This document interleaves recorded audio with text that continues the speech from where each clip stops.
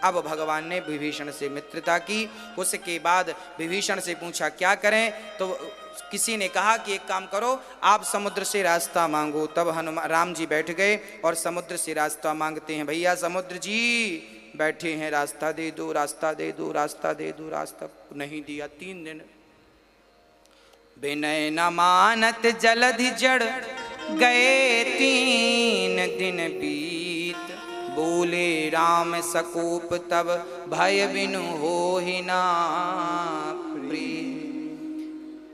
बिना जलधि विनय ना, राम जी ने कहा 3 दिन हो गए, लाओ अग्निबाण साध लिया भगवान ने, आज छोड़ेंगे नहीं समुद्र, तुमने रास्ता नहीं दिया। और जो बाण साधा समुद्र चरणों में गिर पड़ा। ठीक ठीक प्रार्थना करने बैठे तो माना नहीं, और क्रोध में आए तो मान गया। कई बार लोग ना कहते हैं लोग बातों से नहीं मानते, लातों से बात मानते हैं।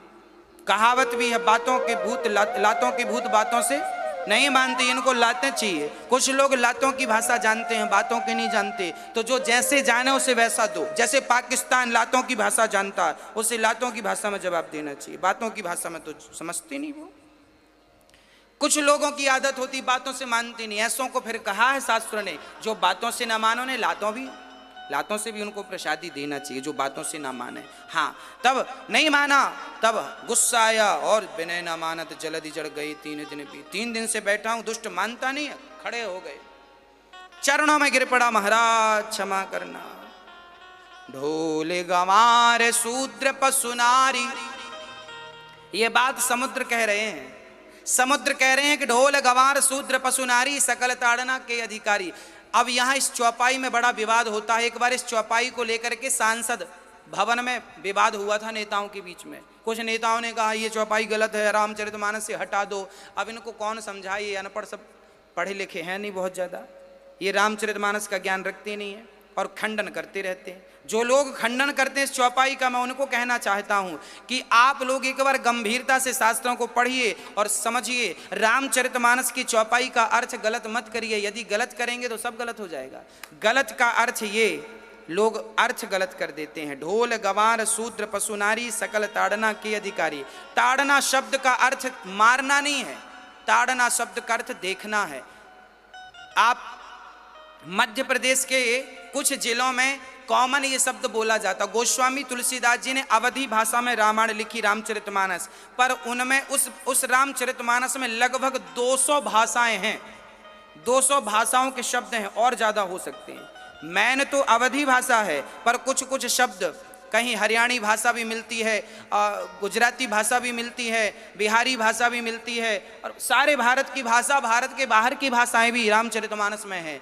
हाँ, अब क्या क्या भाषाएं हैं जरा देखिएगा। सुनि के बट के बैन, प्रेम लपेटे अटपटे, विह से करुणा एन। एन कहाँ की भाषा? NOPQRSTUVWXYZ, एन ये कहाँ की भाषा है? एन कहाँ की बात? अब जो इन भाषाओं का ज्ञान रखता है वो तो सही अर्थ करेगा, जो भाषाओं का ज्ञान नहीं रखता वो अनर्थ कर डालेगा। यहां भी लिखा है ढोल गंवार शूद्र पशु नारी सकल ताड़ना। ताड़ना मीन्स मारना नहीं, ताड़ना मीन्स देखना। हमारे कुछ बहुत सारे प्रांतों में ताड़ना शब्द का बिल्कुल क्लियर अर्थ लोग कहते फलाने ने हमें ताड़ लिया, फलाने ताड़ लिया मतलब देख लिया। ढोलक को देखना पड़ता, सुर से उतर तो नहीं गई। गंवार, अच्छा देखना, सारे शब्दों में गंवार लगा है। ढोल गंवार, गंवार एक गाली होती है, गंवार है 1 नंबर का।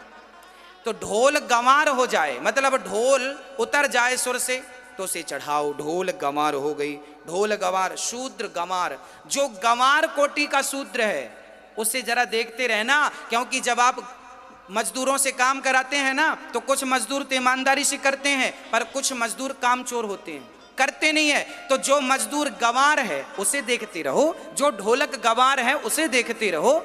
ढोल गंवार शूद्र पशु, जो कुछ पशु ऐसे होते हैं ईमानदार होते हैं, गाय बकरी ये फसल पे नहीं जाते, जब चराने जाओ ना तो फसल पे नहीं जाते, पर कुछ पशु गंवार होते हैं जो जानबूझकर फसल पे जाएंगे।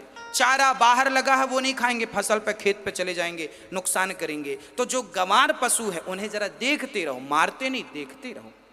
ढोल, गवार, शूद्र, पशु और नारी। नारी भी कुछ नारियां गवार होती हैं। नारियां तो पतिव्रता होती हैं। पतिव्रता नारी तो ब्रह्मा का सिंहासन हिला सकती है, विष्णु का सिंहासन हिला सकती है। माता अनुसुईया की कथा हमने सुनाई थी आपको कि जिनके यहाँ 3 बच्चे बन करके ब्रह्मा विष्णु महेश दूध पी रहे हैं। तो नारी पतिव्रता हो तो ब्रह्मा को और विष्णु को और शिव को भी अपनी गोद में बिठा सकती है अपने तप के बल पर पुत्र बना करके। और वो नारी यदि नारी गंवार हो जाए तो गंवार नारियों को भी जरा देखते रहना पड़ता है। हाँ, क्योंकि छोटी छोटी बातों में कुछ नारियां जो पतिव्रता नारियां नहीं होती ना, कुलटा नारियां जो होती हैं। नारियां भी 2 प्रकार की, एक पतिव्रता एक कुलटा। पुरुष भी 2 प्रकार के, एक अच्छे एक बुरे। हर चीज पृथ्वी पाताल है तो आकाश, मतलब 2 पहलू, हर चीज सिक्के के 2 पहलू हैं। नारियों के भी 2 पहलू हैं, पुरुषों के भी 2 पहलू हैं, अच्छे बुरे। नारियां अच्छी भी बुरी भी। तो जो बुरी नारियां हैं उनको गोस्वामी जी ने कहा इनको जरा देखते रहो। जो गंवार नारियां हैं उनको जरा देखते रहो। क्या देखना है? कुछ नारियां पति से झगड़ा हुआ, पति से हुई खटपट, चलो पिता के मठ पर, पिता के पास चली गई, बोरिया बिस्तर बांधा, पापा के पास जाएंगी। पापा के पास जो बार बार पापा के पास जाती, जरा उसको देखते रहो, पापा के पास ही कहीं और तो नहीं जा रही है, तो जरा देखते रहो। शास्त्र कहते हैं नारियों को जो इस प्रकार की तरह देखते रहना पड़ेगा। नारियों का कोई अपमान नहीं है। नारियां 2 प्रकार की हैं। रामचरितमानस में अनुसुईया जैसी नारियों का भी चरित्र है और सुपर्णखा जैसी नारियों का भी चरित्र है। दोनों नारियों में आकाश पाताल का भेद है। तो अच्छी नारियों के लिए तो सबका आदर है, सबके लिए सम्मान है। पर जो गंवार लोग हैं, किसी भी हमारे क्षेत्र में भी कोई गंवार है, हमें उसे देखना पड़ेगा। आपके क्षेत्र में कोई गंवार है, उसे देखना पड़ेगा। देखना, ताड़ना शब्द का अर्थ मारना नहीं, ताड़ना शब्द का अर्थ केवल देखना है, ना कि मारना है। अब आगे चलते हैं। राम जी से कहा समुद्र जी ने क्या करें? हनुमान जी, राम जी ने कहा क्या करें? बोले आपकी सेना में नल नील हैं, नल नील हैं।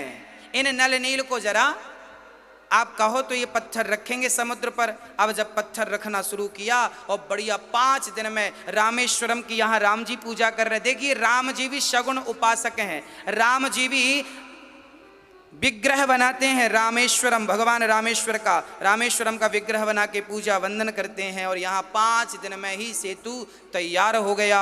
और जब सेतु तैयार हुआ, पूरी सेना समुद्र पार होती है। बोलिए सियावर रामचंद्र की जय। हनुमान जी और आदि सब पार होते हैं। राम जी बड़े प्रेम से रामेश्वरम की पूजन करते हैं। बोलिए रामेश्वरम भगवान की। 12 ज्योतिर्लिंगों में एक ज्योतिर्लिंग रामेश्वरम है।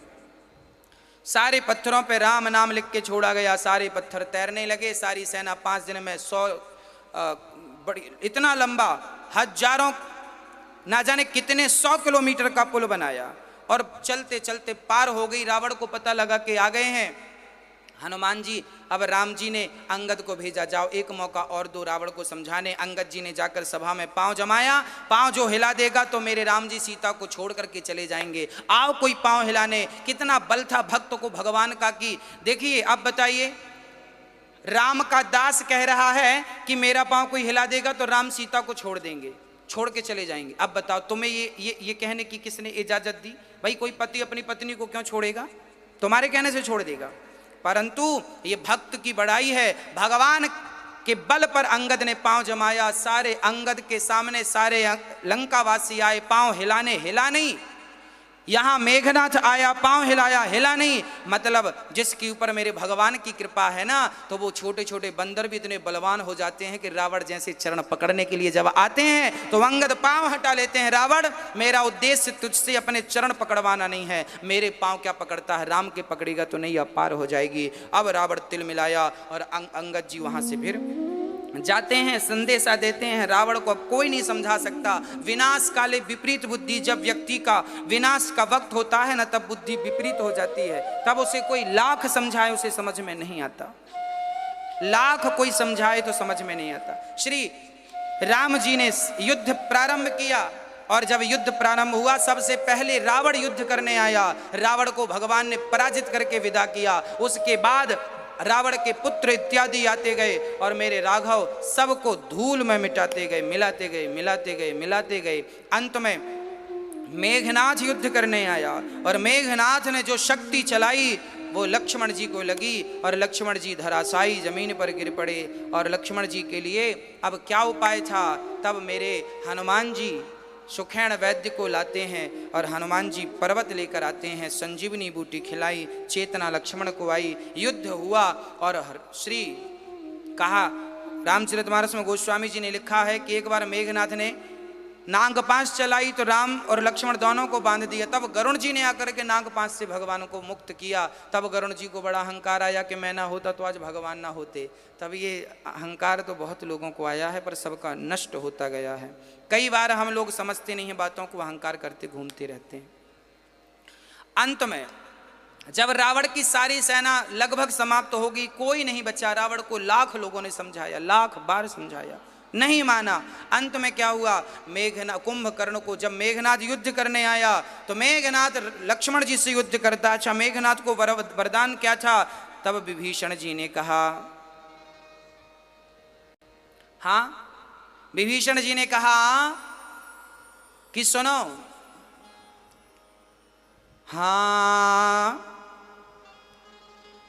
सुनो राम जी, ये मेघनाथ है, एक बार नाग लोक में जा इसने उत्पात किया, तब पासुखिने से लोचना को ब्याह दिया। इसी के सत पर है यह जीवित मेघनाथ बलवान, सुन लीजिए स्वामी गुप्त कथा का ज्ञान। अब मेघनाथ को कुछ वरदान थे। क्या? नाग लोक में जाए इसने उत्पात किया। एक बार नाग लोक में मेघनाथ ने उत्पात किया, तब नागों के पिता तब पासुकी ने से लोचना को ब्याह दिया। तब पासुकी नाग अपनी बेटी सुलोचना का विवाह मेघनाथ से करते हैं। कथा ये मिलती है कई जगह गुरुजनों के मुंह से कि जो मेघनाथ की पत्नी है सिलोचना नागों की पत्नी है और लक्ष्मण जी शेषावतार हैं, नागों के अवतार हैं, स्वयं शेषावतार हैं, तो इनका विवाह इनसे होना चाहिए था। बिल्कुल सही है। पासुकी अपनी बेटी का विवाह लक्ष्मण से ही करना चाहते थे, पर जबरदस्ती मेघनाथ ने एक बार युद्ध छेड़ दिया, तब कहीं इनको विवाह करना पड़ा। और तब एक बार ब्रह्मलोक एक बार पकड़ इंद्र को लंका में ले आया था, पकड़ इंद्र को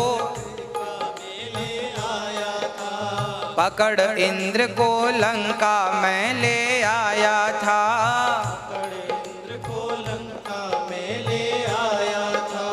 जिसे छुड़ाया था ब्रह्मा ने देकर शक्ति महान, सुन लीजिए स्वामी गुप्त कथा का ज्ञान, गुप्त कथा का ज्ञान। ये गुप्त बातें विभीषण जी कह रहे हैं कि मेघनाथ को कम मत आंकिएगा, ये वह है जिसने इंद्र को पराजित कर दिया। तब ब्रह्मा जी ने शक्ति दी, उसी शक्ति के बल पर इसने श्री लक्ष्मण जी को शक्ति मार दी। पर देखो तो भला बाल विवाह का कौन करता?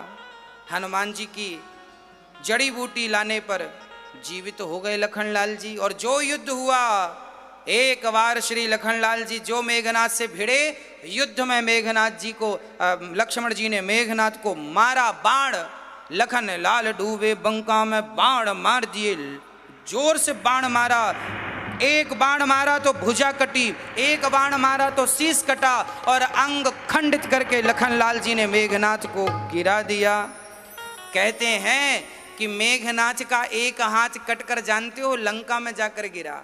लंका में किसके पास? लंका में मेघनाथ की पत्नी के सामने। और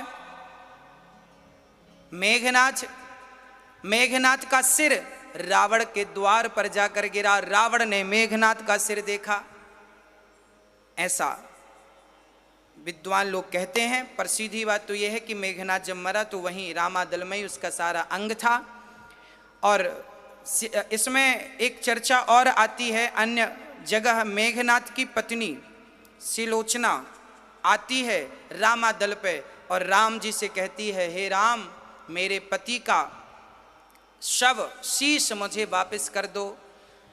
तो चिता बनाती है और अपने पति को लेकर बैठ जाती है। तब बंदर भालुओं ने बड़ी मजाक उड़ाई, देखो तो बड़ी पतिव्रता आई, पति मर गया है, यदि तू सच्ची पतिव्रता है तो जरा अपने पति से कुछ बुलवा। तब सिलोचना ने अपने मरे हुए मेघनाथ पति से कहा कि स्वामी जी, ये जरा हमारी परीक्षा लेना चाहते हैं, जरा आप हंसिए, मुस्कुराइए। तो अन्य जगह पर चर्चा मिलती है, छेपक में चर्चाएं मिलती हैं कि जब बंदर भालुओं ने कहा कि बड़ी पतिव्रता बन रही है, तब सिलोचना के कहने पर मरा हुआ मेघनाथ खिलखिला के हंस पड़ा। इसका तात्पर्य यह है कि सिलोचना जितनी बड़ी पतिव्रता थी ना, उर्मिला भी इतनी ही बड़ी पतिव्रता थी। यहाँ लक्ष्मण की पत्नी उर्मिला और यहाँ श्री मेघनाथ की पत्नी सिलोचना, दोनों की पत्नी बिल्कुल टक्कर की थी, 50-50 थी, एक नंबर का इनका पातिव्रत था। परंतु गलती क्या हो गई? गलती ये हो गई कि उर्मिला के पति लक्ष्मण जी राम के साथ हो गए, सत्य के साथ हो गए, और यहाँ सिलोचना के पति मेघनाथ रावण गलत व्यक्ति के साथ हो गए। आप कितने भी शक्तिशाली क्यों ना हो, यदि आप गलत का साथ देते हैं तो नाश निश्चित होगा। पितामह भीष्म भी गलत के साथ थे तो उन्हें भी बाणों की सैया मिली। हाँ, गुरु द्रोणाचार्य भी गलत व्यक्ति के साथ थे दुर्योधन के, उनको भी अपयश मिला, मरना पड़ा। हाँ, दुष्ट व्यक्ति के साथ थे। दानवीर कर्ण भी गलत व्यक्ति के साथ हो गए। और यहाँ भगवान श्री कृष्ण के संग पांडव हो गए। लो तो भाई, अंत में जब रावण के पास कोई चारा ना दिखा, सारे दिग्गज मारे गए युद्ध में। किसी को राम ने मारा, किसी को लक्ष्मण जी ने, किसी को हनुमान जी ने, किसी को सुग्रीव ने। सारी लंका खाली हो गई, सारे द्वार टूट गए, हाहाकार मच गया, लाशें ही लाशें लंका वासियों की हो गई। जानते हो कितने लोग थे? हाँ, राम रावण का जब युद्ध हुआ कितने लोग थे?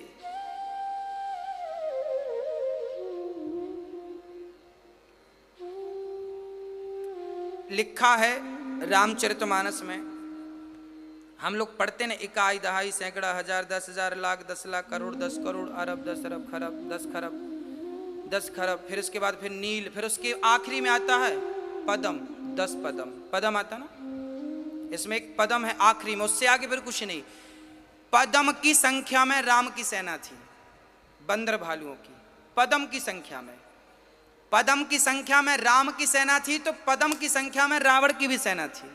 इकाई दहाई सैकड़ा हजार 10,000 लाख 10 लाख करोड़ अरब खरब नील, 10 नील के बाद पदम, 10 पदम। पदम उतनी संख्या थी यहां। और एक पदम नहीं, 2 पदम नहीं, 18 पदम, इतनी सेनाएं थी। और ये सारी युद्ध में रावण और राम का जब युद्ध हुआ, सारी सेनाएं आपस में टकराई, सारे लोग युद्ध में लंकावासी मारे गए। अंत में रावण को कोई चारा ना सूझा, तब रावण ने अपने भाई कुंभकर्ण को जगाया, भाई जागो, उठो। खाने के लिए जागा, और जब जागा अनायास ही जगाया, जाग कर आए, क्या हुआ? तब रावण ने कहा कि हम पर तो कब्जा कर लिया राम ने, हम लंकावासियों को परेशान कर रखा है इसने। तब भाई ने पूछा कि क्यों परेशान किया? यूं ही तो परेशान नहीं किया होगा, तुमने कुछ गलती की होगी। हाँ हाँ, एक छोटी सी गलती हो गई, हम उनकी पत्नी को चुरा के ले आए। कुंभकर्ण बोला, मूर्ख रावण, जगदम्बा है वो जगदम्बा जिसको तुम चुरा कर लाए हो, क्या जानते नहीं थे वो परमात्मा परब्रह्म है? रावण बोला, देखो युद्ध करने जाना है, जाओ, हमें उपदेश मत दो। तब कहा था वहां पर कुंभकर्ण ने, देखो रावण, मैं हूं तो आपका भाई, मैं आपके लिए युद्ध करूंगा, मर गया सो मर गया, पर आपने गलत किया है, गलत किया आपने। राम रावण से युद्ध करना चाहा तो कोई और बहाना ढूंढते, नारी को क्यों बीच में लेकर आए? इतना बड़ा रावण जो देवताओं को, इंद्र को जीत लिया, वो एक नारी की सुंदरता पर मर गया। भक्तों, एक बात आज मैं आपको बता दूं, इस दुनिया में बताओ, आप अपने विवेक से बताओ, इस दुनिया में आपके ऊपर मैं एक प्रश्न छोड़ रहा हूं, बताओ इस दुनिया में सबसे बलवान कौन है? इस सृष्टि में, इस पूरी पृथ्वी ब्रह्मांड में सबसे बलवान कौन है? कौन है बलवान? कौन है बलवान? बताइए। इस पूरी पृथ्वी पे यदि बलवान कोई है तो वो है केवल नारी, स्त्री। स्त्री इतनी बलवान है, स्त्री इतनी भी बलवान है कि राजा दशरथ इतने बलवान थे, पर वो स्त्री के सामने घुटने टेक दिए कि नहीं? कैकेयी के सामने। इस सृष्टि में स्त्री से बलवान कोई नहीं। भगवान शंकर को भी जब भगवान नारायण ने मोहिनी का रूप धारण किया, स्त्री बने, तो भगवान शंकर को भी पीछे पीछे दौड़ना पड़ा था। जो राक्षसों को समुद्र मंथन का अमृत मिला, वो अमृत जब मिला तो भगवान ने क्या बनकर के अमृत लिया था? मोहिनी स्त्री बनकर। एक स्त्री ही ऐसी है जो बड़े से बड़े बलवान पुरुष को भी घुटने टिका सकती है। इसलिए नारियों का आदर करिए, नारियों का सम्मान करिए। नारी चाहे तो किसी भी पुरुष को झुका सकती है, किसी भी पुरुष को। यहां पर दो अर्थ हैं। एक तो नारी शक्ति है, पराम्बा है, भगवती है, इसलिए भी। और कई बार पुरुष पर जब कोई स्त्री, कहते हैं ना नारी में 3 गुण, त्रिया चरित्र रामचरितमानस में लिखा है, त्रिया चरित्र। जब कोई स्त्री त्रिया चरित्र करती है ना, तो बड़े से बड़ा बलवान पुरुष भी उसके चंगुल में फंस जाता है, और जब फंसता है ना तो उसकी दुर्गति हो जाती है। इसलिए त्रिया चरित्र से जो बच गया वो भगवान तक निश्चित पहुंचेगा, और जो त्रिया चरित्र में उलझ गया उसकी दुर्गति होनी ही होनी। इसलिए अजामिल जैसे लोग फंस गए थे त्रिया चरित्र में, बाद में मुंह से भगवान का नाम निकला तो कल्याण हुआ। इसलिए त्रिया चरित्र से बचिएगा, उन नारियों से बचिएगा उल्टा हैं जो चरित्रहीन है, जो उनसे बचिएगा। हाँ, स्त्रियों को भी बचना है चरित्रहीन पुरुषों से, और पुरुषों को भी बचना है चरित्रहीन स्त्रियों से। अब रावण ने पराई नारी पर जब कुदृष्टि डाली तो इतना बलवान क्यों ना हो, रहा ना कोकुल रोबनिहारा। जब पराई नारी को कोई देखता है ना, हाँ, परिणाम ये होता है।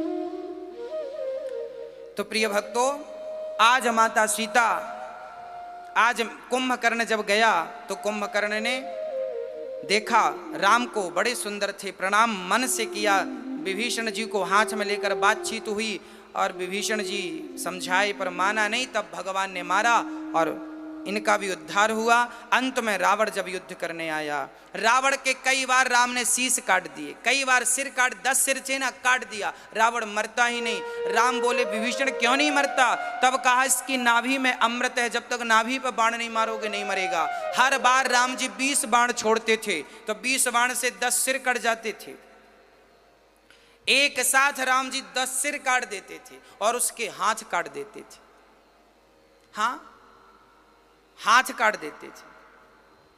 अच्छा, अब की बार राम जी ने 21 बाण मारा, और जब 21 बाण राम जी ने मारा तो एक बाण जाकर सीधे नाभि में लगा, अमृत खंडित हो गया, और बाकी बाणों से भगवान श्री राम ने शीश काट दिए और हाथ काट दिए रावण के। रावण धड़ाम से गिर पड़ा, और मरते समय रावण क्या बोला? मारो राम को, पकड़ो राम को, राम राम कैसे भी हो। राम, रावण के मुंह से अंत समय राम निकला। तो गोस्वामी जी कहते हैं कोई कैसा भी क्यों ना हो, पापी से पापी क्यों ना हो, यदि मृत्यु के समय उस पापी के मुंह से भगवान का नाम निकलता है तो भवसागर से पार हो ही जाता है। ये नाम की महिमा है। भगवान श्री राम ने रावण को मार गिराया। रावण जब मरा तो रहा न कोकुल रोबनिहारा।